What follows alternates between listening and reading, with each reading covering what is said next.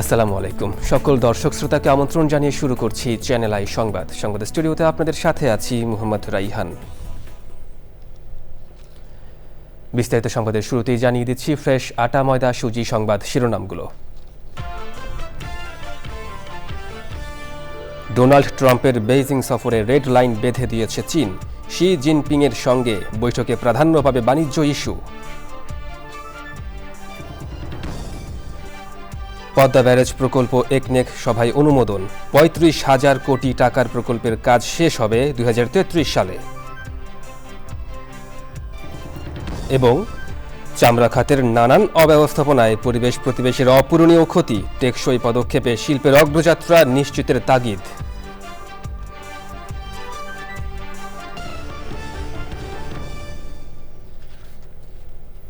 দর্শক, সংবাদ শিরোনামগুলো জানাচ্ছিলাম। এখনকার এই সংবাদ আয়োজন একই সঙ্গে চ্যানেল আইয়ের ইউটিউব চ্যানেল এবং চ্যানেল আইয়ের ওটিটি প্ল্যাটফর্ম আই স্ক্রিনে লাইভ স্ট্রিম হচ্ছে। এবার বিস্তারিত প্রসঙ্গ। মার্কিন প্রেসিডেন্ট ডোনাল্ড ট্রাম্পের বেইজিং সফরে রেড লাইন বেঁধে দিয়েছে চীন। তাইওয়ান ও মানবাধিকার পরিস্থিতির মতো ইস্যুতে ওয়াশিংটনের খবরদারি মেনে নেবে না বেইজিং বলে জানিয়েছে যুক্তরাষ্ট্রের চীনা দূতাবাস। প্রায় এক দশক পর বেইজিংয়ের মাটিতে পা রেখেছেন মার্কিন প্রেসিডেন্ট ডোনাল্ড ট্রাম্প। সফরে চীনের প্রেসিডেন্ট শি জিনপিংয়ের সঙ্গে বৈঠক করবেন তিনি। বৈঠকে ইরান ইস্যু ছাড়াও বাণিজ্য এবং কৃত্রিম বুদ্ধিমত্তার বিষয় প্রাধান্য পাবে বলে জানিয়েছে বিভিন্ন সংবাদ মাধ্যম। বিস্তারিত তাফিউল ইসলামের রিপোর্টে। লাল গালিচা রাজকীয় অভ্যর্থনায় প্রেসিডেন্ট ট্রাম্পকে বরণ করে নিয়েছে চীন। প্রায় এক দশক পর বেইজিংয়ের মাটিতে পা রাখলেন মার্কিন প্রেসিডেন্ট ডোনাল্ড ট্রাম্প। তবে এই সফরের জাঁকজমকের আড়ালে শুরুতে কড়া বার্তা দিয়ে রেখেছে চীনা প্রশাসন। ওয়াশিংটন যখন বেইজিংকে চাপে রাখার কৌশল খুঁজছে, তখন চীন তার সার্বভৌমত্ব রক্ষায় স্পষ্ট বার্তা দিয়েছে। যুক্তরাষ্ট্রের চীনা দূতাবাসের পক্ষ থেকে স্পষ্ট করা হয়েছে, নির্দিষ্ট 4টি ইস্যুতে ওয়াশিংটন কোনোভাবেই সীমা অতিক্রম করতে পারবে না। চীন জানিয়েছে, তাইওয়ান প্রশ্ন, চীনের গণতন্ত্র ও মানবাধিকার পরিস্থিতি, রাজনৈতিক ও উন্নয়ন পথ এবং চীনের উন্নয়নের অধিকারের বিষয়ে ওয়াশিংটনের কোনো হস্তক্ষেপ বেইজিং মেনে নেবে না। যদিও ট্রাম্প প্রশাসনের সাথে ইলন মাস্ক এবং টিম কুকের মতো বড় বড় মার্কিন উদ্যোক্তারা চীনে গিয়েছেন বাণিজ্যের নতুন পথ খুঁজতে। অবশ্য সফরের শুরুর আগে ট্রাম্প জানিয়েছেন, দুদেশের আলোচনার কেন্দ্রবিন্দুতে হবে বাণিজ্য। ইরান সংকট সমাধানে চীনের প্রেসিডেন্টের সাহায্য নেওয়ার কোনো প্রয়োজন দেখছে না বলেও জানান মার্কিন প্রেসিডেন্ট। এই সফরে চীনের প্রেসিডেন্টের সঙ্গে একান্ত বৈঠকে বসবেন ডোনাল্ড ট্রাম্প। কূটনৈতিক বিশ্লেষকদের মতে এবারের আলোচনার টেবিলে ছায়া ফেলবে ইরান ইস্যু। তবে আলোচনার বড় একটি অংশ জুড়ে থাকবে বাণিজ্য ও কৃত্রিম বুদ্ধিমত্তা। প্রযুক্তি বিশ্বের আধিপত্য বিস্তার এবং বাণিজ্য শুল্ক নিয়ে যে টানাপোড়েন চলছে, তার একটি সম্মানজনক সমাধান খুঁজছেন দুই রাষ্ট্রপ্রধান বলে মনে করেন বিশ্লেষকরা। তাফিমুল ইসলাম, চ্যানেল আই। জাতীয় অর্থনৈতিক পরিষদের নির্বাহী কমিটি একনেক সভায় পদ্মা ব্যারেজ প্রকল্প অনুমোদিত হয়েছে। প্রধানমন্ত্রী তারেক রহমানের সভাপতিত্বে বৈঠক শেষে পানি সম্পদ মন্ত্রী শহীদুদ্দিন চৌধুরী জানিয়েছেন, পদ্মা ব্যারেজ প্রকল্পের ব্যয় ধরা হয়েছে প্রায় ৩৫,০০০ কোটি টাকা। ২০৩৩ সালে শেষ হবে প্রকল্পের কাজ। এই প্রকল্পে উপকৃত হবে ২৪টি জেলার মানুষ। ১৬টি প্রকল্পের মধ্যে ৯টি প্রকল্প অনুমোদিত হয়েছে একনেক বৈঠকে। রাহুল রায়ের রিপোর্টে বিস্তারিত। সচিবালয়ের মন্ত্রিপরিষদ বিভাগের জনপ্রশাসন সভাকক্ষে প্রধানমন্ত্রী তারেক রহমানের সভাপতিত্বে জাতীয় অর্থনৈতিক পরিষদের নির্বাহী কমিটি একনেকের সভা শুরু হয় সকাল 10টায়। প্রায় ৩.৫ ঘণ্টা চলে বৈঠক শেষে গুরুত্বপূর্ণ সিদ্ধান্তগুলোর কথা জানান পানি সম্পদ মন্ত্রী। বাংলাদেশের মাস্টার মাইন্ড প্রকল্প, সেটি হল পদ্মা ব্যারেজ। প্রায় ৩৫,০০০ কোটি টাকার এই প্রজেক্ট আজকে অনুমোদন হয়েছে, যেখানে বাংলাদেশের 3 ভাগের 1 ভাগ অঞ্চল, 24টা জেলা, 7 কোটি মানুষ, 37% তারা উপকারভোগী। জনস্বার্থে জনগুরুত্বপূর্ণ বিদায় এই প্রকল্পটি আজকে অনুমোদন হয়েছে। 7 বছর লাগবে এই প্রজেক্টটা শেষ করতে। ২০৩৩ সনে এই প্রজেক্টটা শেষ হবে। পদ্মা ব্যারেজ প্রকল্প বাস্তবায়নের সুফলগুলো তুলে ধরেন পানি সম্পদ মন্ত্রী। ফারাক্কা ব্যারেজের কারণে আমাদের ওই অঞ্চল শুষ্ক মৌসুমে, যেখানে 15% পানি আমরা পাই, এটা তো সেখানে একটা শুষ্ক মৌসুমে একটা বিশাল খরার সৃষ্টি হয়। আমরা এই পদ্মা ব্যারেজ করার মাধ্যমে বাংলাদেশের 3 ভাগের 1 ভাগ, যেখানে 7 কোটি মানুষ এর সর্বোচ্চ সুবিধা পাবে। বলা যায় কুষ্টিয়া, ফরিদপুর, বরিশাল, যশোর, খুলনা, ওই অঞ্চলগুলা, সেখানে 24টা জেলার জনসংখ্যা, জনগণকে আমরা সম্পৃক্ত করতে পারবো। শহীদুদ্দিন চৌধুরী অ্যানি জানিয়েছেন, গঙ্গা চুক্তি নিয়েও ভারতের সঙ্গে আলোচনা চলছে। গঙ্গা চুক্তি, সেটা নিয়ে আমি বলেছি। Rahul Roy, channel I, Dhaka. দেশের রাজনৈতিক ইতিহাসে এক ব্যতিক্রমী ঘটনার সাক্ষী হয়েছে ঢাকা বিশ্ববিদ্যালয় ক্যাম্পাস। 55 বছরের ইতিহাসেই প্রথম কোনো সরকার প্রধান শিক্ষার্থীদের ভিড়ের মধ্যে দিয়ে হেঁটে এক প্রান্ত থেকে আরেক প্রান্তে গেলেন। সোমবার প্রধানমন্ত্রী তারেক রহমানের পদচারণায় ক্যাম্পাস জুড়ে সৃষ্টি হয় উৎসব মুখর পরিবেশের। হেঁটে প্রধানমন্ত্রীর ক্যাম্পাসের এক প্রান্ত থেকে অন্য প্রান্তে যাওয়ায় শিক্ষক, শিক্ষার্থী সহ সবার চোখে ছিল বিস্ময়, উচ্ছ্বাস আর আবেগ। তারা বলছেন, এ এক নতুন রাজনৈতিক নিদর্শন। রাহুল রায় রিপোর্ট, বিস্তারিত। মঙ্গলবার সকাল থেকে ঢাকা বিশ্ববিদ্যালয় ক্যাম্পাসে ছিল বাড়তি নিরাপত্তা। তবে আনুষ্ঠানিকতার গণ্ডি ভেঙে সিনেট ভবনের অনুষ্ঠান শেষে প্রধানমন্ত্রী তারেক রহমান যখন গাড়ি ছেড়ে সাধারণ শিক্ষার্থীদের সঙ্গে হেঁটে এগিয়ে যান, তখন মুহূর্তেই বদলে যায় ক্যাম্পাসের পরিবেশ।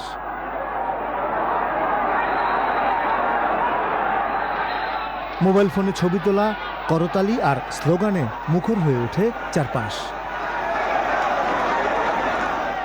এ প্রথম কোনো সরকার প্রধান বিশ্ববিদ্যালয় ক্যাম্পাসে প্রোটোকলের কঠিন দেয়াল ভেঙে শিক্ষার্থীদের ভিড়ের মাঝ দিয়ে নির্বিঘ্নে হেঁটে গেলেন এক প্রান্ত থেকে আরেক প্রান্তে। হলো এক অনন্য দৃষ্টান্ত। প্রধানমন্ত্রী তারেক রহমানের যে অ্যাপ্রোচ, যে শিক্ষার্থীদের সাথে রিচ করা, ফেস টু ফেস হওয়া কিংবা সাধারণ মানুষের কাছে পৌঁছানো, এটা খুবই ভালো অ্যাপ্রোচ। তো নর্মালি হয়েছে কি, গাড়িতে যায় বা হয়েছে বিশাল এক প্রোটোকল বাহিনী যায়, তো এর বাইরে যখন তিনি হেঁটে যাবেন তখন আমাদের সাধারণ যারা আমরা পাবলিক, তাদের কাছে একটা বার্তা যাবে কি, যে আমাদের সাধারণভাবে চলতে হবে। প্রশ্নোত্তর পর্ব সর্বভূত রেখেছিলেন, যেখানে একটা জবাবদিহিতার একটা বিষয় আসে, বাট ওই আমাদেরকেও আসলে প্রশ্ন করার বিষয়গুলো শিখতে হবে, যে আমাদের আরও বেটার প্রশ্ন করাটা দরকার সরকার প্রধান যখন আসছেন। আমাদের সোশ্যাল সায়েন্স ভবনে দেখেছি 11 তলার বারান্দা দিয়েও কিন্তু তারা মোবাইলে ধারণ করার ভিডিওটা আমরা পরবর্তীতে সোশ্যাল মিডিয়ায় দেখতে পেলাম। লেকচার থিয়েটার ভবনের পাশে অনেকে দাঁড়ায় সাধারণ শিক্ষার্থী যারা কোনো রাজনীতির সাথে যুক্ত না, তারাও কিন্তু উৎসাহ সহকারে তাকে অভ্যর্থনা জানাচ্ছেন। ঢাকা ইউনিভার্সিটির শিক্ষার্থী হিসেবে এটা আমার জন্য অনেক গর্বের এবং আনন্দের। ইয়াং জেনারেশনের কাছে, ইয়াং ব্লাডের কাছে একটা অনেক বড় হচ্ছে অনেক বড় এনকারেজিং একটা বিষয় আর কি।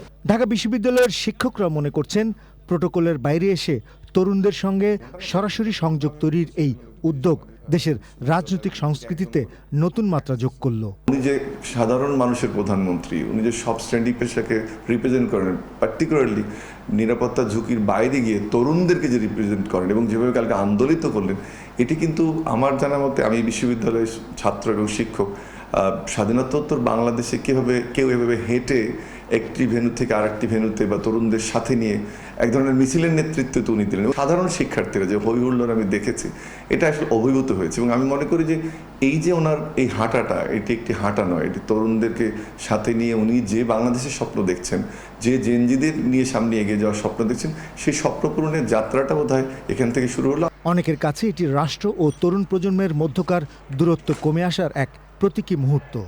ইতিহাসে জায়গা করে নেওয়া এই দিনের স্মৃতি সারা জীবন মনে রাখবে ঢাকা বিশ্ববিদ্যালয় ক্যাম্পাস।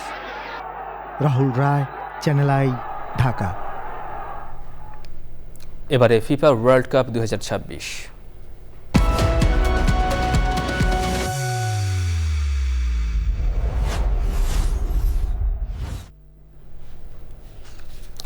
ফিফা বিশ্বকাপ 2026 শুরু হতে বাকি আর মাত্র কয়েক সপ্তাহ। প্রথমবারের মতো যুক্তরাষ্ট্র, কানাডা, মেক্সিকো 3 দেশে যৌথভাবে আয়োজন করা হবে the greatest show on earth. 3 দেশের 16টি স্টেডিয়ামে হবে 104টি ম্যাচ। মেক্সিকোর ঐতিহাসিক অ্যাজতেকা স্টেডিয়ামে শুরু হয়ে সমাপ্তি হবে যুক্তরাষ্ট্রের মেটলাইফ স্টেডিয়ামে। এবারের আসরের ভেন্যুগুলো নিয়ে বিস্তারিত জানাবেন সোনিয়া তন্ময়। মেক্সিকো টিভিতে যে দেশটিকে দেখানো হয় কার্টেলদের স্বর্গরাজ্য হিসেবে, এবার তাকে আরও একবার নতুনভাবে চিনবে বিশ্ব। তৃতীয়বারের মতো বিশ্বকাপ আয়োজন করতে যাচ্ছে দেশটি। মেক্সিকোর 3টি ভেন্যুতে অনুষ্ঠিত হবে মোট 13টি ম্যাচ। এস্তাদিও আস্তেকা বা আস্তেকা স্টেডিয়ামের চেয়ে বিশ্বকাপের ম্যাচ আয়োজন করার সৌভাগ্য হয়নি বিশ্বের অন্য কোনো ভেন্যু। এটি একমাত্র স্টেডিয়াম যা পেলে এবং ম্যারাডোনার বিজয়ের সাক্ষী। এবার বিশ্বকাপের উদ্বোধনী ম্যাচও হবে এই স্টেডিয়ামে। বাকি দুটি ভেন্যু হল এস্তাদিও গুয়াদালাহারা বা এস্তাদিও অ্যাক্রন ও মন্টেরের গুয়াদালুপে ৫৩,০০০ ধারণ ক্ষমতা সম্পন্ন এস্তাদিও BBVA স্টেডিয়াম। কানাডা প্রথমবারের মতো আয়োজন করতে যাচ্ছে বিশ্বকাপ।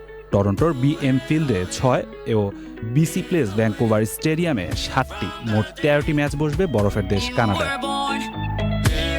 এবারের বিশ্বকাপের সবচেয়ে বড় অংশীদার যুক্তরাষ্ট্র। দেশটির ১১টি স্টেডিয়ামে অনুষ্ঠিত হবে মোট ৭৮টি ম্যাচ। সবচেয়ে বৃহৎ স্টেডিয়াম ডালাসে হবে সেমিফাইনাল সহ ৯টি ম্যাচ। এনার্জি, সোফাই ও জিলেটের মতো স্টেডিয়ামগুলোতেও রয়েছে একাধিক ম্যাচ। ১৯শে জুলাই আসরের ফাইনাল বসবে নিউ জার্সির মেটলাইফ স্টেডিয়ামে। এখানে মোট ৮টি ম্যাচ অনুষ্ঠিত হবে, যার মধ্যে ৫টি গ্রুপ পর্ব, রাউন্ড অফ ৩২, রাউন্ড অফ 16 এবং সবশেষে ফাইনাল। এবারের বিশ্বকাপ শুধু খেলা নয়, ৩ দেশের ফুটবল ঐতিহ্য, সংস্কৃতি ও উন্মাদনার মিলন মেলা। ১৬টি ভেন্যু মিলিয়ে এটি হবে ইতিহাসের সবচেয়ে বড় ও ব্যয়বহুল বিশ্বকাপ আয়োজন। আর এজন্য অপেক্ষায় থাকতে হবে আর মাত্র কিছুদিন। Sania Tanmoy, channel I. এবার অন্যান্য সংবাদ। দেশের অন্যতম গুরুত্বপূর্ণ ও পুরাতন শিল্প চামড়া খাত, তবে জাতীয় অর্থনীতিতে নেই কাঙ্ক্ষিত অবদান। উল্টো নানান অব্যবস্থাপনা ও অপরিণামদর্শী কর্মকাণ্ডে অপূরণীয় ক্ষতি হচ্ছে পরিবেশ প্রতিবেশে। বিশেষজ্ঞরা বলছেন, পরিবেশ বান্ধব প্রযুক্তি, স্বাস্থ্যকর কর্মপরিবেশ নিশ্চিত ও টেকসই ব্যবস্থাপনায় এই শিল্পের অগ্রযাত্রা যেমন নিশ্চিত হবে, তেমনই আসবে অর্থনৈতিক সমৃদ্ধি। আফরোজ হাসির রিপোর্টে বিস্তারিত।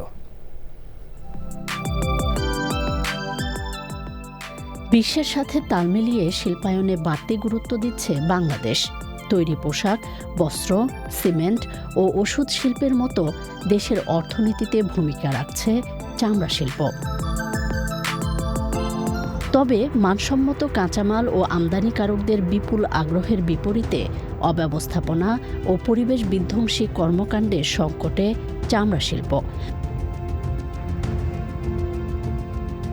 বর্জ্য অব্যবস্থাপনায় যেমন দূষণ ছড়াচ্ছে, তেমনি পরিবেশবান্ধব কর্মপরিবেশ না থাকায় উৎপাদন কমার পাশাপাশি বাড়ছে স্বাস্থ্য ঝুঁকিও।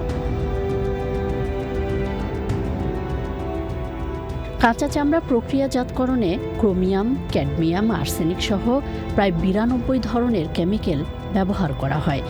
ভারী ধাতু মিশ্রিত এসব বর্জ্য পরিশোধন ছাড়াই ফেলা হচ্ছে নদী, নালা, খালে। দূষিত হচ্ছে বায়ু, মাটি, পানিসহ সামগ্রিক পরিবেশ। পরিবেশ সুরক্ষায় ব্যর্থ হওয়ায় শিল্পোন্নত দেশগুলোতে চামড়াজাত পণ্য রপ্তানিতে অনুমতি পায়নি দেশের অধিকাংশ কারখানা। এতে বছরে প্রায় $৫০ কোটি বৈদেশিক মুদ্রা আয় থেকে বঞ্চিত হচ্ছে বাংলাদেশ। এমন বাস্তবতায় পরিবেশ বান্ধব বর্জ্য ব্যবস্থাপনা, নিরাপদ কর্মপরিবেশ ও শ্রমিকদের অধিকার নিশ্চিতে শিল্প যেমন এগোবে, তেমনি ত্বরান্বিত হবে অর্থনৈতিক অগ্রযাত্রাও।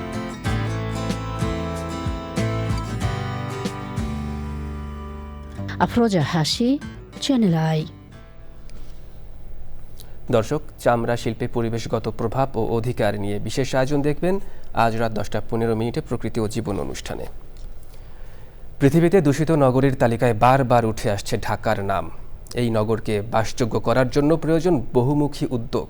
এর মাঝে ভবনের ছাদে কৃষি আয়োজনের মাধ্যমে অনেকেই চেষ্টা করছেন সবুজ করার, যেখান থেকে মিটছে ফুল, ফল ও ফসলের চাহিদাও। উদ্যোক্তাদের দাবি, নগরে বাসযোগ্য পরিবেশ গড়ে তুলতে নতুন ভবনের নকশায় ছাদ কৃষিকে বাধ্যতামূলক করা হোক। বিস্তারিত জানাচ্ছেন শাইখ সিরাজ। রাজধানীর মিরপুরের শাওরাপাড়ার এই ৬তলা ভবনে বসবাস করেন ১৭টি পরিবার। ব্যস্ত নগর জীবনের মাঝেও সবুজের সান্নিধ্যে থাকতে কয়েকজন বাসিন্দা একত্রিত হয়ে ছাদ জুড়ে গড়ে তুলেছেন ৪,৫০০ বর্গফুটের একটা ছাদ কৃষি। প্রথমে আমাদের একটা ইনিশিয়ালি ডিসকাশন ছিল যে আমরা সবাই মিলে কম্বাইন্ড একটা ছাদ বাগান করব, তো অনেকে রাজি হলো না। এখন তো বাগানটা হয়ে গেছে, এখন অন্যান্য বাসিন্দাদের কি অবস্থা? এখন ওনারা অনেক খুশি, এখন ছাদে সবাই আসে, ছাদে সবাই বসে, ছাদে যে ফলমূল হয় বা যতটুকু হয় সবাই ভাগ করে খাই আমরা। ছাদের এক একটি অংশে এক একজনের আলাদা আলাদা যত্ন করা পরিকল্পনার ছাপ। কোথাও ফলের গাছ, আবার কোথাও সবজি সহ বিভিন্ন ফসল। এখান থেকে মিলছে নিরাপদ খাদ্য, মানসিক প্রশান্তি। আমি 15 সালের দিকে ফ্ল্যাট নিলাম, নেওয়ার পর আমার মাত্র হইলাম একটা বাগান, ছাদ বাগান করব। সবজি আছে, ফল গাছ আছে, লেবু, এই কলমি শাক, পাট শাক, তারপর পুঁই শাক, এগুলো ছাদেই হয়। আম গাছ আছে, ইয়া গাছ আছে। তো অবসর সময়টাকে কীভাবে কাজে লাগাম, এইভাবে কাজে লাগাই, এদের পিছনে সময় দিয়ে আর কি। উদ্যোক্তাদের দাবি, জলবায়ু পরিবর্তনের চ্যালেঞ্জ মোকাবেলা, নগর জীবনের বিষমুক্ত খাদ্য নিশ্চিত করা এবং বাসযোগ্য পরিবেশ গড়ে তুলতে নূতন ভবনের নকশায় ছাদ কৃষিকে বাধ্যতামূলকভাবে অন্তর্ভুক্ত করা প্রয়োজন। যে যারা এই ধরনের একটা অ্যাপার্টমেন্ট করবে, সেখানে বহুতল ছাদে একটা এই ধরনের বাগান করা যায় কিনা, বা বাগান করার একটা দিক নির্দেশনা থাকলে প্রয়োজনে সেখানে কিছু ট্যাক্স রিবেট বা আদার্স ফ্যাসিলিটি থাকতে পারে, অর্থাৎ এটাকে একটু উৎসাহ দিতে হবে। ঢাকা সহ বিভিন্ন জেলা শহরগুলোতে একক ব্যক্তি মালিকানার বাড়িঘরের সংখ্যা দিনের পর দিন কমে আসছে। বহুতল ভবন আর অ্যাপার্টমেন্ট, স্বাভাবিকভাবেই সে সমস্ত জায়গাগুলোতে মালিকানা অনেক বেশি হচ্ছে, অ্যাপার্টমেন্টের ভবনে ছাদ কৃষি করাটা কঠিন। এনারা বলছেন যদি সরকার তার নীতিমালা প্রণয়ন করে দেন, তাহলে এই ছাদ কৃষিগুলো অ্যাপার্টমেন্টও ছড়াতে পারে। ঢাকার মিরপুরের শাওরাপাড়া থেকে শাইখ সিরাজ, চ্যানেল আই। দর্শক, এ নিয়ে বিস্তারিত প্রতিবেদন দেখবেন আজ বিকেল 3:05 হৃদয়ে মাটি ও মানুষের ডাক অনুষ্ঠানে। বিভিন্ন ক্ষেত্রে গুরুত্বপূর্ণ অবদানের জন্য দেশের 40 ব্যক্তিত্বকে সম্মাননা দিয়েছে হিউম্যান রাইটস রিভিউ সোসাইটি। বুধবার সন্ধ্যায় রাজধানীর বিজয়নগরে HRSS গ্লোবাল এক্সেলেন্স অ্যাওয়ার্ড গ্রহণ করেন বিশিষ্টজনেরা। লায়লা নওশিনের রিপোর্টে বিস্তারিত। সমাজসেবা, মানবাধিকার রক্ষা ও ক্ষেত্রে গুরুত্বপূর্ণ অবদানের জন্য 10 বছর ধরে বিশিষ্ট ব্যক্তিদের সম্মাননা দিয়ে আসছে হিউম্যান রাইটস রিভিউ সোসাইটি। এবছরও 40 বিশিষ্ট নাগরিককে দেয়া হয় সম্মাননা। যে আসুন আমরা মতভেদ ভুলে একটা জায়গায় একত্রিত হই, সেটার নাম বাংলাদেশ। বাংলাদেশকে আমরা ভালোবাসি। বাংলাদেশের বিরুদ্ধে যে কোনো আঞ্চলিক, আন্তর্জাতিক, ভৌগোলিক, রাজনৈতিক ষড়যন্ত্র আমাদেরকে রুখে দেওয়ার জন্য বাংলাদেশের মানুষকেই একত্র হতে হবে। এবছর মরণোত্তর সম্মাননা পেয়েছেন মুক্তিযুদ্ধের সর্বাধিনায়ক জেনারেল MAG ওসমানী ও ভাষা সৈনিক আব্দুস সালাম।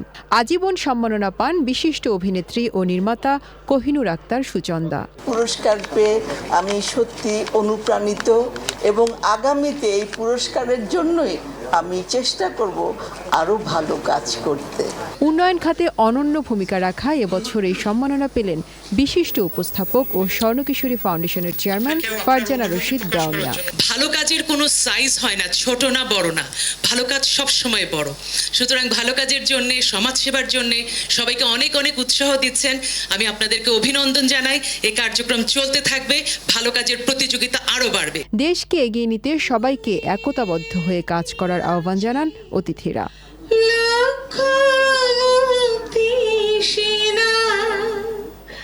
Laila Nowshin, channel I, Dhaka. দর্শক দেখছেন চ্যানেল আই সংবাদ। এবার বিরতি, আর বিরতির পর জানিয়ে ফিরছি। বিসিবির নির্বাচন পরিচালনায় 3 সদস্যের কমিশন, নেতৃত্বে সুপ্রিম কোর্টের সিনিয়র অ্যাডভোকেট আহসানুল করিম।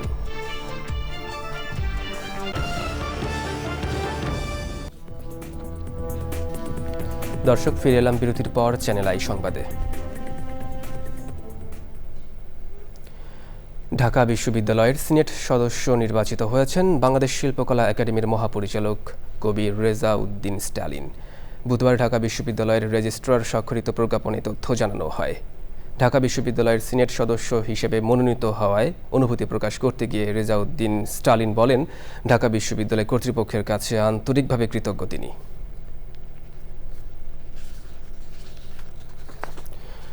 মুসলিমদের জন্য আগামী 5 বছরে কোনো কাজ করবেন না বলে মন্তব্য করেছেন পশ্চিমবঙ্গের বিজেপি বিধায়ক রিতেশ তিওয়ারি। গত 74 বছরের নির্বাচনী ইতিহাসে তিনি প্রথম প্রার্থী যিনি মুসলিমদের ভোট পাননি।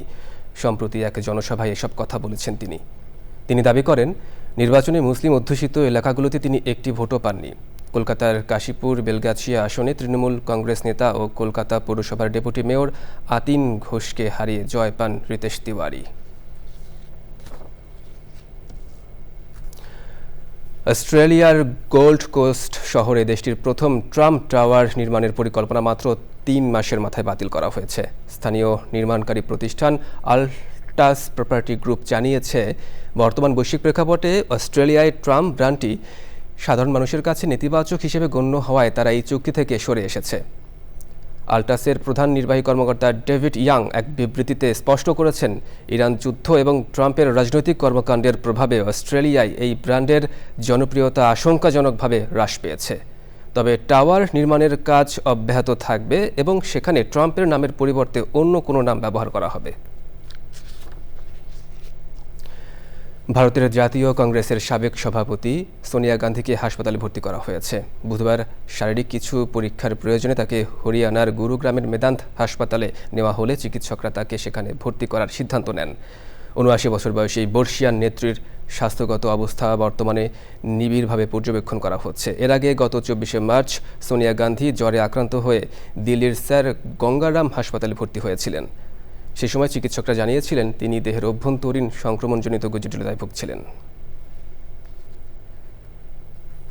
এবার কৃষি সংবাদ।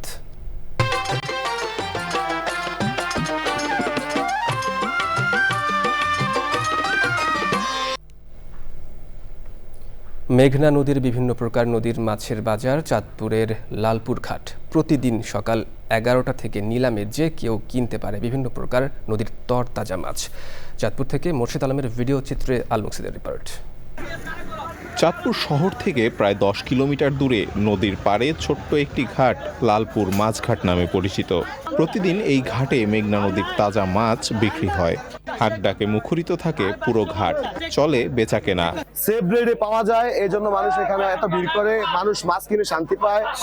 আর বিশেষ করে আপনার এখানে পাবেন হচ্ছে সব ধরনের টাটকা মাছ। দূর দূরান্তায় আসে, আবার সবাই টাটকা মাছ পায়, দামও সুবিধা পায়। কম দামে নদীর নানা ধরনের মাছ ক্রয় করে নিয়ে যায় বিভিন্ন এলাকার মানুষ। সেও মাছ, ইলিশ মাছ, ইচা মাছ, বাইলা মাছ, বাইং মাছ, সব পদের মাছ পাওয়া যায়। চাঁদপুর জেলার ভিতরে এখানে একবারে দেশীয়, একবারে সরাসরি নদী থেকে ধরা এখানে মাছ পাওয়া যায়। পদ্মা থেকে টাটকা মাছগুলো এখানে নিয়ে আসে জেলেরা ধরে, ওই মাছগুলো আমরা এখানে কিনতে আসি। এই ঘাটে মাছ বিক্রি করেও খুশি জেলেরা। 8টা বাজে লাইমে 11টা বাজে লালপুর বেচছে, 3600 টাকা বেচছে, আবার যাইতে গেছে। 8টার দিকে নামছি, 12টা বাজে। চিংড়ি মাছ আর বাইলা মাছ, তাজা মাছ ধরে আনছি। এই মাছঘাটে বেশি পাওয়া যায় চিংড়ি, বেলে, ইলিশ, রুই, চেওয়া, কাতল ও আইড় সহ বিভিন্ন প্রজাতির দেশি মাছ। আল মুকসিদ, চ্যানেল আই। এবার প্রকৃতি সংবাদ।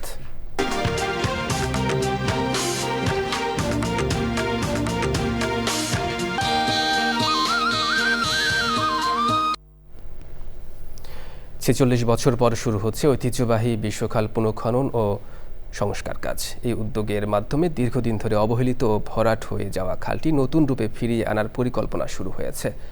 এতে জলাবদ্ধতা নিরসন, কৃষি সেচ নিশ্চিত করা সহ স্থানীয় অর্থনীতিতে ইতিবাচক পরিবর্তন আনবে প্রত্যাশা স্থানীয়দের। মোর্শেদ আলমের তথ্য ও ভিডিও চিত্রে আফরোজা হাসির রিপোর্ট। চাঁদপুর সদর উপজেলার শাহ মাহমুদপুর ইউনিয়নের ঐতিহ্যবাহী বিশ্বখাল। পানি নিষ্কাশন সহ স্থানীয় কৃষি সেচের প্রধান ভরসা ছিল এই খালটি। তবে সময়ের পরিক্রমায় ভরাট হয়ে নিজস্বতা হারায় খালটি। এতে সামান্য বৃষ্টিতেই দেখা দেয় জলাবদ্ধতা, সেচ সংকটে পড়েন কৃষকরা। এমন বাস্তবতায় 4 দশক পেরিয়ে খাল খনন ও সংস্কারের উদ্যোগ নিয়েছে কর্তৃপক্ষ। এই কর্মসূচির মাধ্যমে আমাদের মেইন টার্গেট যেটা, আগামী 5 বছরে কমপক্ষে 20,000 কিলোমিটার খাল আমরা পুনঃখনন করব, যার থেকে সম্পূর্ণ সুবিধা আমরা এই দেশের জনগণের প্রয়োজনে, জনস্বার্থে আমরা গ্রহণ করব। বিশ্বখাল পুনঃখননের উদ্যোগে পানির চাহিদা পূরণ, কৃষি জমিতে সেচ সুবিধা বৃদ্ধি সহ জলাবদ্ধতা নিরসনের স্বপ্ন দেখছেন স্থানীয়রা। ওনার কাছে রিকোয়েস্ট করছি, কারণ অধিবাসীরা সবার মিললে দেন আমাদের দ্রুত খালটা খনন করার জন্য। পানি যাবে না, আমারই এতটুকু পানি জমি করতে পারি না, কমসে কম 20 গুণ। আলু, ধান, ভুট্টা বিভিন্ন ফসল এখন নষ্ট হয়ে যায়, খাল চর পড়ে গেছে জায়গায় জায়গায়। ডাকাতিয়া নদী থেকে আমাদের সেই ধনাগোদা পর্যন্ত এই খাল পুনঃখনন হবে। হাজার হাজার কৃষক উপকৃত হবে। আমাদের রবি শস্য, তারপরে আমাদের বিভিন্ন ধান, আলু চাষ করতে আর পানির সমস্যা থাকবে না। 16 মে চাঁদপুর সফরে এসে এই বিশ্বখাল পুনঃখনন কাজের উদ্বোধন করবেন প্রধানমন্ত্রী তারেক রহমান। খাদ্য নিরাপত্তা নিশ্চিত সহ সেচ ব্যবস্থার উন্নয়নে খাল পুনঃখনন কাজ যথাযথ বাস্তবায়নের তাগিদ স্থানীয়দের। আফরোজা হাসি, প্রকৃতি ও জীবন ডেস্ক, চ্যানেল আই। দর্শক, সংবাদ শেষ প্রান্তে, তবে যাবার আগে ফ্রেশ আটা ময়দা সুজি সংবাদ শিরোনামগুলো জানিয়ে দিচ্ছি আরও একবার। ডোনাল্ড ট্রাম্পের বেইজিং সফরে রেড লাইন বেঁধে দিয়েছে চীন। শি জিনপিংয়ের সঙ্গে বৈঠকে প্রাধান্য পাবে বাণিজ্য ইস্যু। পদ্মা ব্যারেজ প্রকল্প একনেক সভায় অনুমোদন। 35,000 কোটি টাকার প্রকল্পের কাজ শেষ হবে 2033 সালে। এবং চামড়া খাতের নানান অব্যবস্থাপনায় পরিবেশ প্রতিবেশের অপূরণীয় ক্ষতি। টেকসই পদক্ষেপে শিল্পের অগ্রযাত্রা নিশ্চিতের তাগিদ।